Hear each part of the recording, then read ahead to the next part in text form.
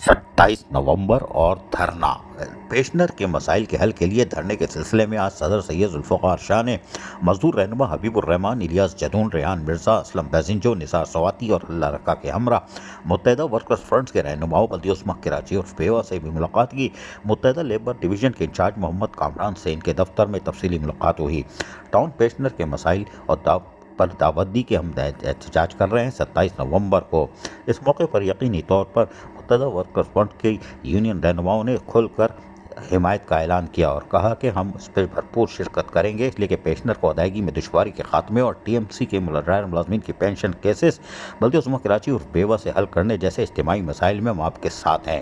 ہم نے ماضی میں بھی اجتماعی مسائل حل کیے ہیں اور بھرپور شرکت کی ہے۔ یقینی طور پر اس طرح سے جس طرح انہوں نے یہ بات کی ہے اس کے بعد تو دھمادم مسقل اندر ضروری ہے۔ تاہم بعد میں گروپ فوٹو بنا اور گروپ فوٹو بننے کے بعد پھر دھمادم مسقل اندر ہوا۔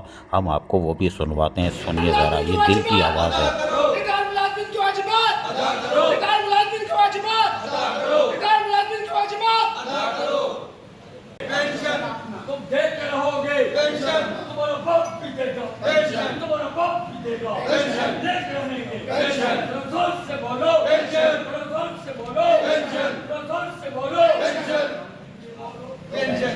یہ یقینی طور پر دل کی آواز تھی، اس لیے کہ جس طرح بلدیہ عظمیٰ کراچی اور پیوا اور یہ عمارت جس طرح اندھیرے میں ڈوبی ہوئی ہے اور روشنی میں نظر آ رہی ہے، اور یہ یادگار شودہ 40 ریٹائر ملازمین جو گریجوٹی والے ہیں، یہ ان کی ایک یادگار بن چکی ہے، لیکن اب پینشنروں کی بھی یادگار بن رہی ہے۔ 4 ٹیچریں دنیا سے رخصت ہو گئیں، لیکن یہ اب بلدیہ عظمیٰ کراچی کی عمارت کس طرح اندھیرے میں ہے، دیکھ لیں کہ آسمان بھی سیاہ ہے۔ لیکن حیران کن طور پر additional chief secretary local government بھی شرمندہ تو ہو رہے ہوں گے، 2 لیٹر لکھنے کے باوجود بھی ان کی بلدیہ عظمیٰ کراچی اور پیوا میں نہیں چلتی، اور انسانیت کی جس طرح تذلیل کی جا رہی ہے، فقہ کشی پہ مجبور کیا جا رہا ہے، وہ یقینی طور پر افسوسناک مقام ہے۔